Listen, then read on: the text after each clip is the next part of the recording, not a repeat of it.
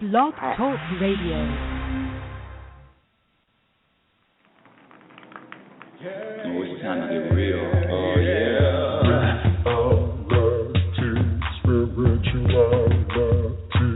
It's a new experience.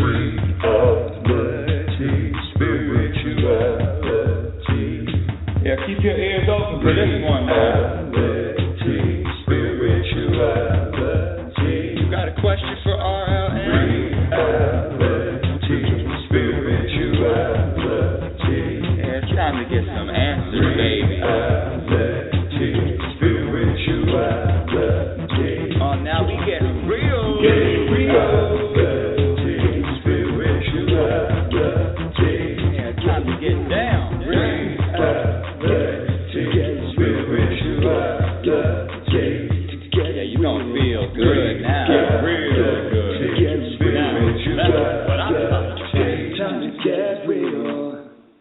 Welcome, everyone. Welcome to Reality Spirituality. I'm actually sitting close to a window, and the birds, and of course the window's open, the birds outside are going crazy. So they're welcoming you to the show also.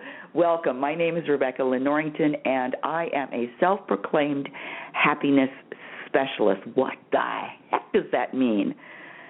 That means that my intention, my agenda, my goal, everything, I am committed down to the bottom of my soul, to the marrow of my bones, to happiness.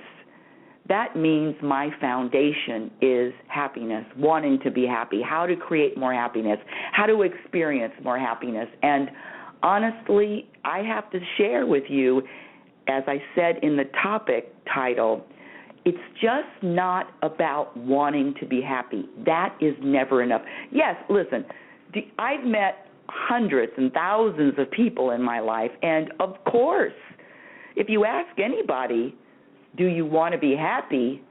I'm just trying to think if anyone would say, no, I'm not really interested in being happy. No, that's not one of the things I want. But thank you for asking. Wanting to be happy, saying you want to be happy is not enough. And I'm going to explain to you exactly what that means.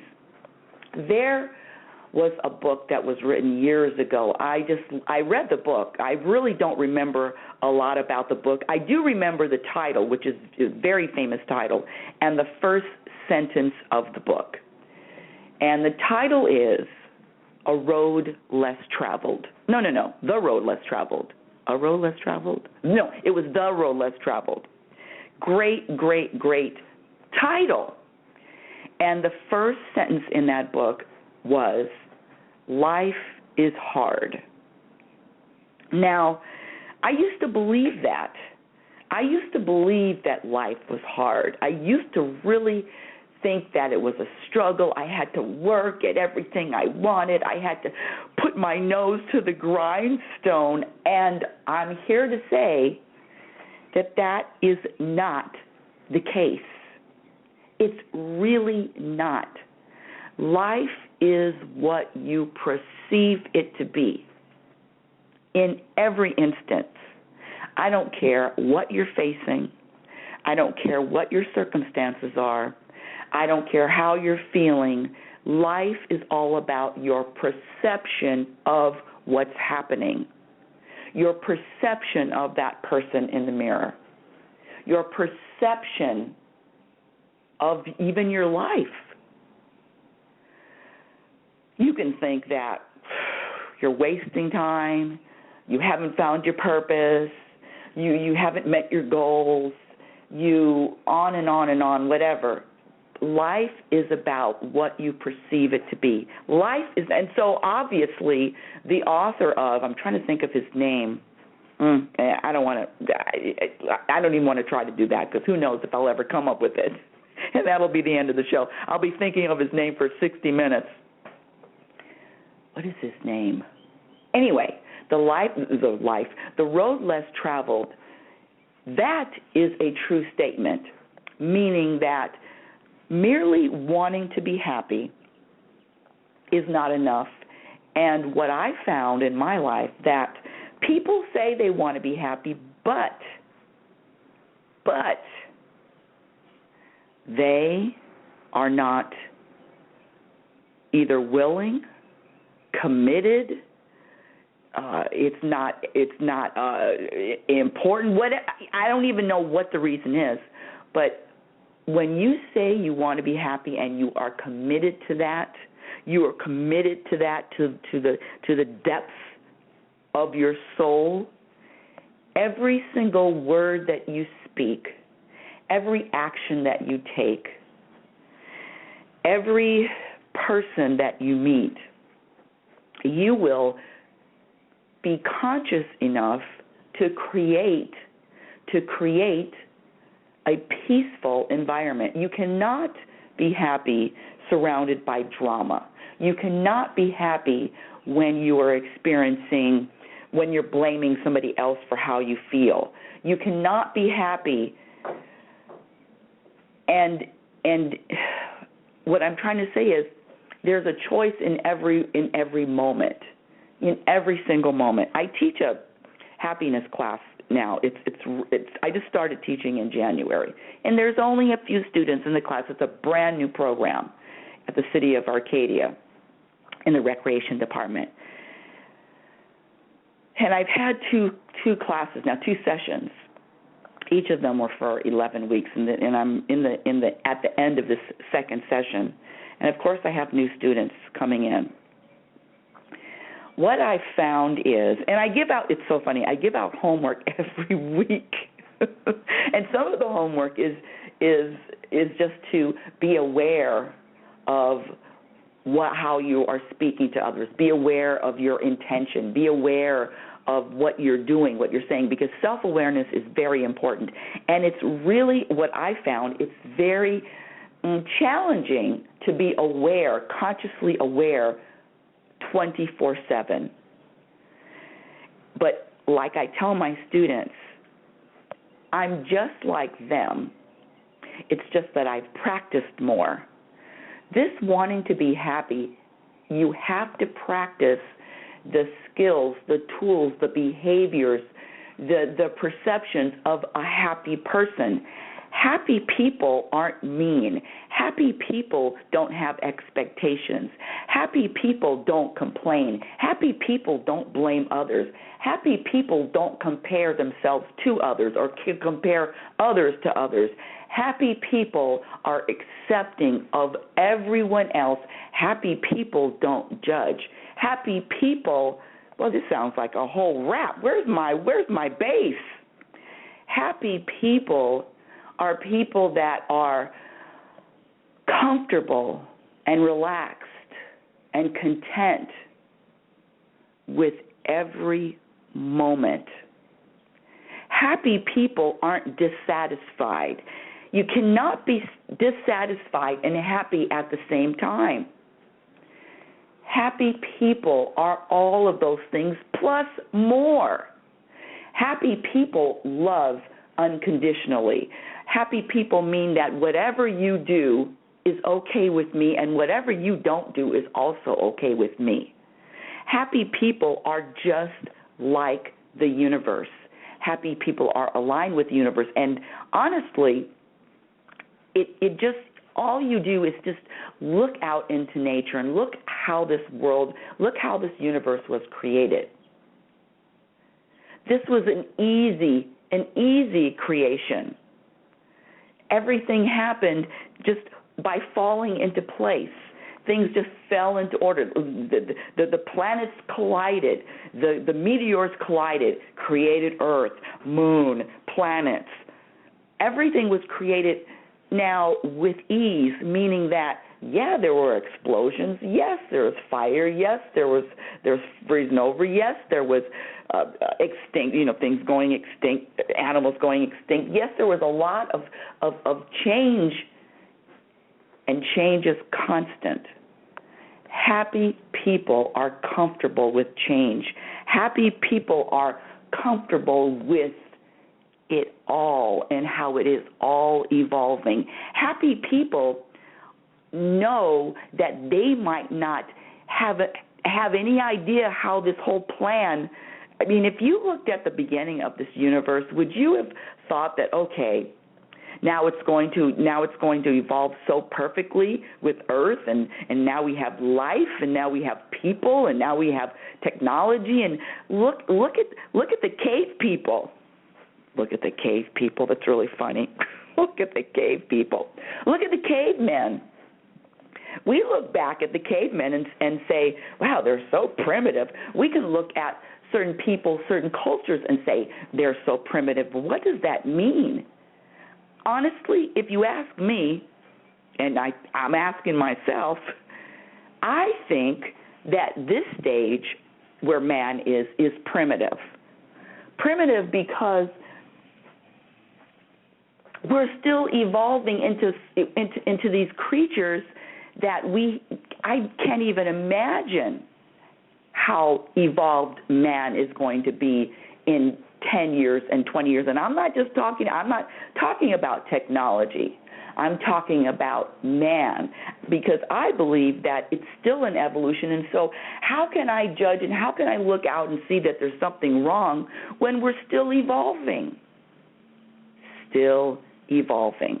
Happy people are comfortable with being uncertain about the next moment. So that's why it's just not it's not so easy just to say I want to be happy. It's a commitment. It's an awareness. It's a practice. It's actually a practice. Guess what? I want to play piano, and I want to play piano I want to be a pianist. Actually, I do play piano. Took lessons for about 9 years, and I was forced to take lessons for 9 years. Didn't enjoy one moment of it. Well, let me not say it. Let me back up. I must have enjoyed some of it, but as soon as I was not forced to practice and play, I stopped. I'll probably have a piano in my home in my third stage, but I digress.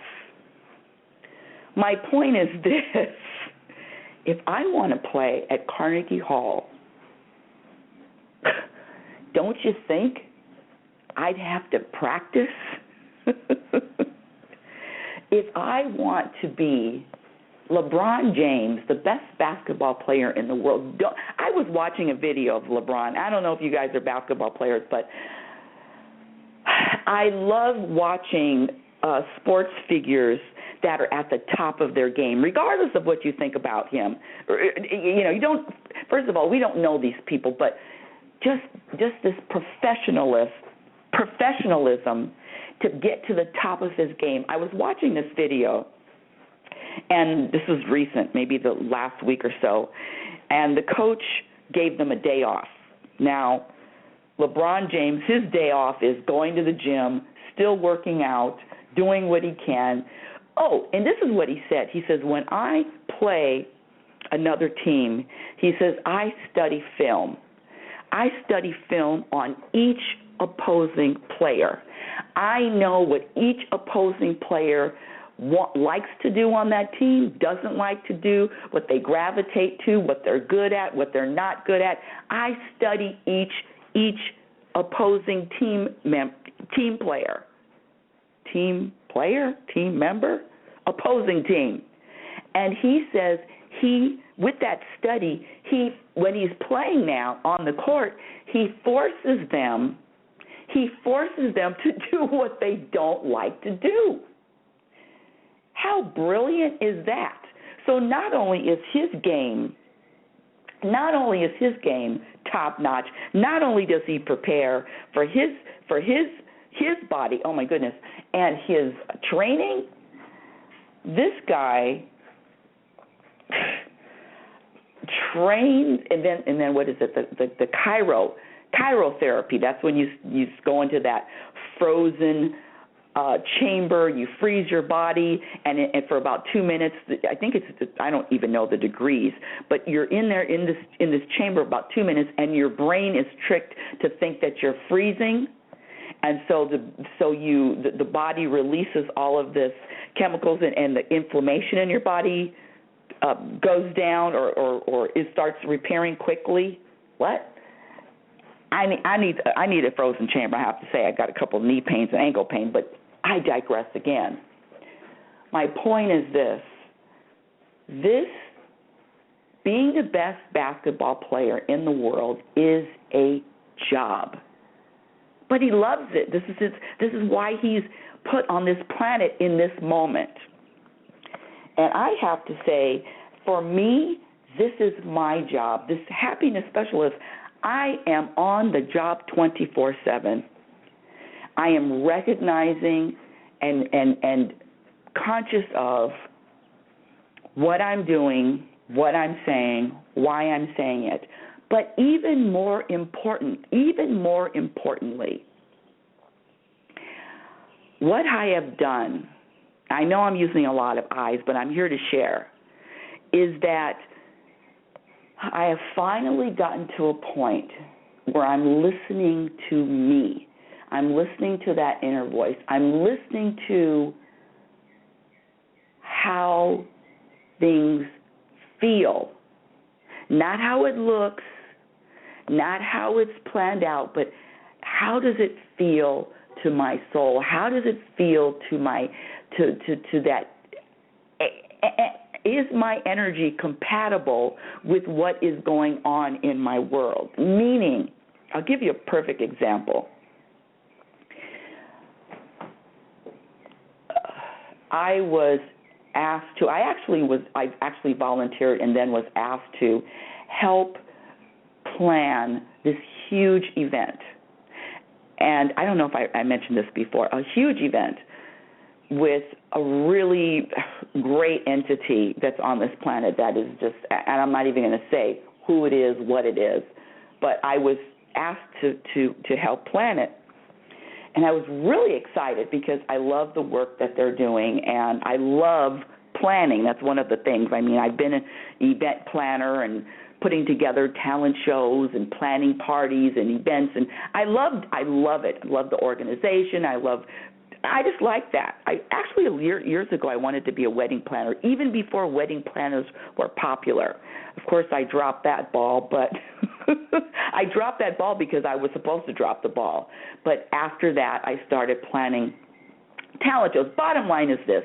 So I was asked to help, and I was gung-ho. Listen, you give me a project, and it's something I love to do, something I'm passionate about, you hired the right girl, okay? I am on it. I'm calling hotels. I'm getting prices. I'm negotiating prices. I'm negotiating no taxes.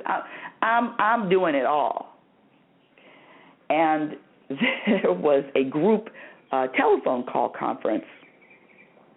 I hope nobody from that team is listening. But you know what? It doesn't matter because I'm just telling the truth. I'm just being honest. And so the meeting went well, but one thing I noticed is that, I don't know about you, but I'm really efficient. If I'm working, quote working, I'm really efficient. It's 5 minutes. We can meet for 5 minutes. We can meet for 10 minutes. Point. Cross off, things to do. Let's keep it moving. A meeting with me is maybe 10 minutes, unless there's some really creative thing to plan, but 10 minutes, 15 minutes at the most. I don't do long meetings. That's just not me. And this meeting this telephone call went on for over an hour. And I'm sitting there because it was all about whatever it was about. People were, not organized, just thoughts just out in the air. The productivity was almost zero, and I sat there and said, okay, let me accept this, no problem, all right. The next week, and then I had an assignment, completed my assignment. The next week we were scheduled to have another telephone call conference. Well, guess what? I call in, and nobody is on the call. Now, that's no big deal for me because, listen, happiness specialist, I'm not having expectations about anything. Nobody is on the call.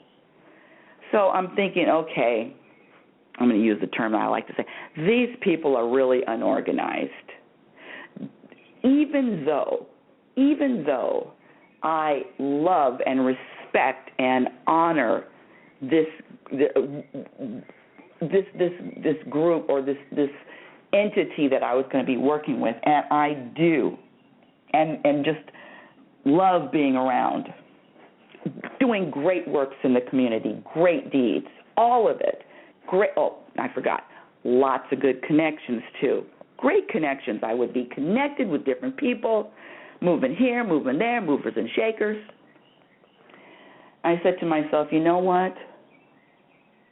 This isn't working for me.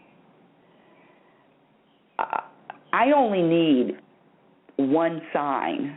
I actually had the sign when the meeting was going long, but I only need one sign now. So it's like I definitely said, I can't do this. This isn't compatible energy with my energy. I'm a go-getter. Let's get it done. Let's go. Let's do this without the. And so I respectfully, lovingly said, I don't think my input is going to work. And I was really, really, in my opinion, very gracious in bowing out. My point is, if you are feeling, that's one of the things about being happy, you have to know what works for you. Can you be happy and obligated and feel obligated at the same time? I can't. So this feeling or this emotion of obligation, I've had to eliminate. Just because I said, that's another thing, just because I said I was going to help, just because I made a promise, that doesn't mean that I can't change it. That doesn't mean that something else could shift. I would shift, and you can't change. You can change your mind at any time. Because it's like the wind changing. It's like the wind changing in direction. I cannot be stuck with, I've said it, now I have to keep my promise. Keep my promise? What if I'm not inspired? What if I'm not, quote, feeling it? So all of these things, all of this adds to and is a product of someone being happy. You have to really, really, number one, know who you are. And let me say this. Knowing who I was took years. Why? When I was in my early 20s, I remember taking the personality test. I was in a class, and it was I think it was a personality class. Personality, I don't remember the name of the class, but at one time we took a personality test. And it was really, really extensive. It was a lot. You didn't just answer 2 or 3 questions. I think it was over 150 questions. It was a lot. And I remember after I took that test and I got the results, and I said, this isn't me. Who is this person? It didn't fit. It was a shoe that was too small. It didn't fit. And I kept reading it and reading the description and what I liked and who I was. And guess who I tested? I tested just like my father. In my early 20s, I was my father's personality, but it wasn't me. And that was like a light bulb that went on in my head, like, who am I? Because this doesn't feel right. Structure, following rules. What else? I'm trying to think. It's all thinking, logic. Yeah, I'm logical with certain things, of course, but logical. I'm not I'm more on the creative, artsy side. Logical, following rules. Me? Now listen, there are people that are like that, and thank you, bless them, because Listen, I need some people to follow the rules, and I need some people to be logical. I'm just talking about, people that write the laws, the people that go to court, the people that are lawyers. I need those people. Those people are great. People that are engineers, people that are architects, people that are accountants, people that are very, very structured. I need those people. We all need those people. But those people ain't me. And that's what I had to discover. There were so many layers. I didn't even know who the hell I was. I didn't even know what I liked. I didn't even know. I thought I liked everything my father liked. But as soon as I took that test, and as soon as that revelation hit me like a ton of bricks right on the side of my head, I realized that, okay, who the hell? I could not wait to take that test again and really dig deep and really answer every question and say consciously, does that feel like a comfortable fit? Does that feel like that's who I am? Because there's a difference between feeling and thinking.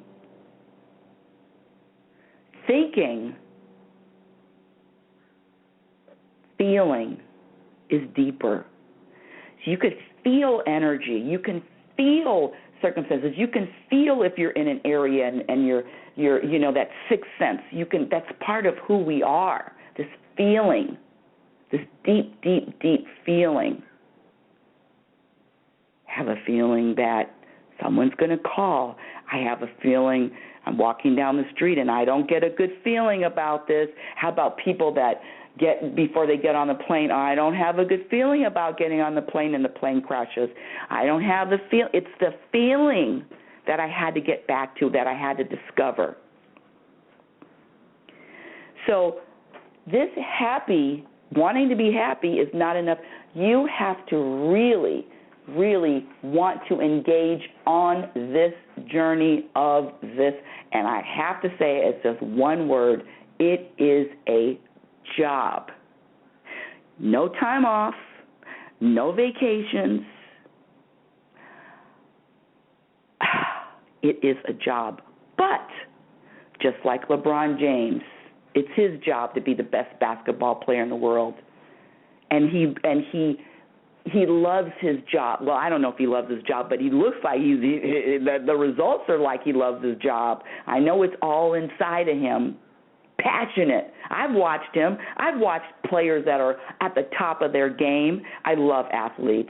I consider myself an athlete, teaching fitness for over 30 years. And I love athletes. I love when they're competing, when they are in that moment. I just love that mindset. My point is this: wanting to be happy, it's a job that you take on. Now, I'm going to also say that there are people that just want to be happy sometimes. And so it's a part-time job, which is okay too. Part-time job. How about seasonal job? How about election job every 4 years? How about a centennial job? Who knows? It all depends on how committed you are. That's why just wanting to be happy is never enough. One of the things that I had to give up when I'm on my job of being a happiness specialist, I had to give up is looking into the future, or looking at the future and planning the future and scheduling the future and expecting something to happen in the future. This is going to sound, I don't know how it's going to sound, the more I have let go and the more nothing I have done, the more I'm telling you, planning a future, I'm telling you right now, the more I have not planned. You ask me what I'm doing the rest of the day. I know I have to teach my aqua aerobics class at 9:30 today. After that, ask me what I'm doing. I don't know. Ask me what I'm doing tomorrow. I know I have an exercise class that I teach from 9:45 to 10:45. I know I have a radio show tomorrow morning. Ask me what I'm doing after that. I don't know.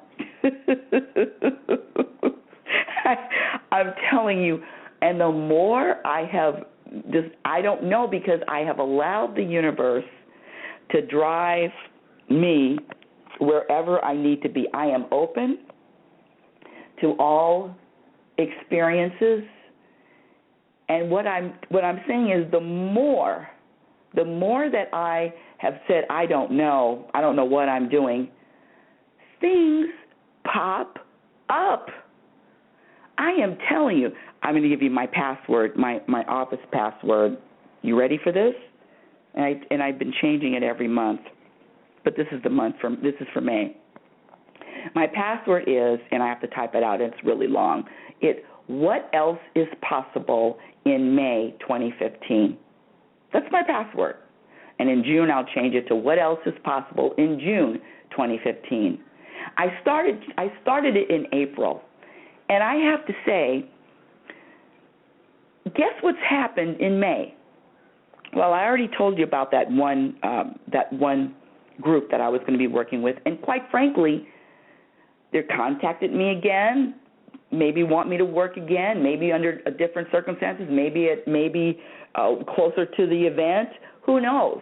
But they don't want to let me go. It's got to feel right, though. It's got to feel right. The other thing, in my happiness class, one of the students knows the programmer for a cable show in one of the cities close to where I live. So guess what? I'm going to be auditioning next week for a cable TV show. I didn't ask for that. I didn't plan that. It was dropped in my lap. What else has happened? Oh, I've passed by this theater. I work downtown. I've passed by this theater for years. It was a brand new theater. It's downtown. I know downtown LA is a little, but actually it's really grown, and there are a lot of people that are moving in. It's changing, revamping. It's a whole new community downtown LA. Now listen, there's a couple spots that aren't very that are still a little downtown LA. I was walking by, and I when this theater was first built, I remember thinking, wow, this is beautiful. I like it. Yesterday, so I walked by it and I said, I wonder if they rent the theater out. I went and looked at the theater. Now, it's a little run down, but it would be perfect for a seminar. Perfect. Did I plan a seminar last month? No. But all of these things just start lining up like magic. This is the key, though. Yesterday I looked at the theater. It's nice. Listen, it could be what do they call it when they fix up cars? Refurbish? Yeah, they could do a little refurbishing. It's not, the Ritz-Carlton. It's not the Ritz-Carlton. And I don't even know if I'm going to schedule anything, but the seats are perfect, 200 people. It's in a central location. The guy says I can advertise on their website. I would have downtown traffic, people that don't know me. I mean, what?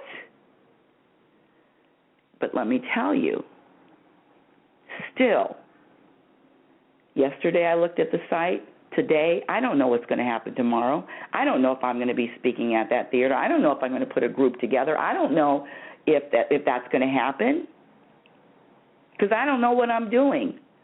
But I'm just following. In other words, the expectations, all expectations of the future have to be dropped, have to let go. You cannot be happy and have expectations at the same time. I mean, not even expecting the next day. You just can't. They don't work together. Whew. I'm exhausted. Tomorrow I'm going to do another radio show, Ask Rebecca Anything. Of course, the phone lines are open. I have a few people in the queue, but no one wants to come on air with me and chat, which is okay, which is always okay. But I want you to join me tomorrow morning, and it's going to be another Ask Rebecca Anything, and maybe people will call in and maybe they won't. I don't know. But see, these are really key words.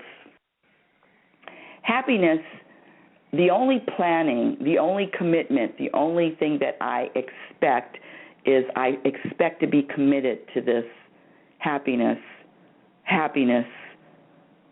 journey, happiness job for forever till I breathe my last breath. I do. I want to be. My life has changed. Now, do I still have challenges, ups and downs? And tomorrow I'm going to share my challenge of the week, which just happened on Wednesday. It's really, really profound and deep. I get challenges just like all y'all. Just because I'm a happiness specialist doesn't mean I get challenges. But I'm going to let you know that what happened to me on Wednesday, and I was right in the middle of the storm, right in the middle of it, right in the middle of the tornado, right in the middle of the hurricane, zip, zip, right in the middle of the tsunami. Things were happening, flying, buildings were flying around me, and cars were jumping up and getting flooded. And guess what? Something changed. Something changed. And the only thing that changed was me in the moment. I cannot wait to share that story tomorrow on the RealitySpirituality Radio show with your happiness specialist, Rebecca Lynn Norrington. You can find me. My website is Rebecca Norrington, RebeccANorrington.com. My book, Reality Spirituality, The Truth About Happiness, first edition, can be purchased on Amazon, also Lulu, also Kindle. If you want a hard copy and you want me to autograph it, just shoot me an email at info@RebeccaNorrington.com. Follow Reality Spirituality Facebook page and like Reality Spirituality on Facebook if you like. Follow me on Twitter, RL Norrington. And until tomorrow, I want you to remember who you are. You are a physical extension of the universe. You're always evolving. You're always changing. You're always growing. Love is patient, and love is kind. Be patient and be kind to yourself. Be your own best friend. Remember, you cannot have a happy ending to an unhappy journey. It's my favorite quote from Abraham. You cannot have a happy ending to an unhappy journey. This life is all about the journey. So until tomorrow, you've been listening to Reality Spirituality. Talk to you then. Yeah. Oh, it's time to get real. Oh, yeah.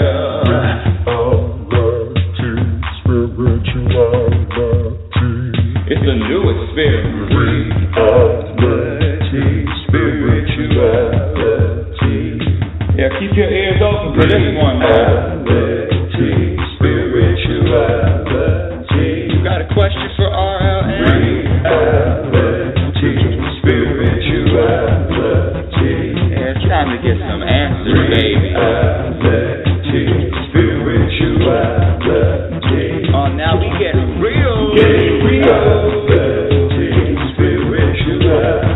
Yeah, time to get down.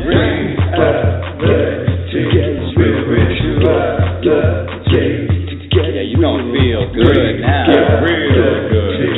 Now, that's what I'm talking about. Time to get real.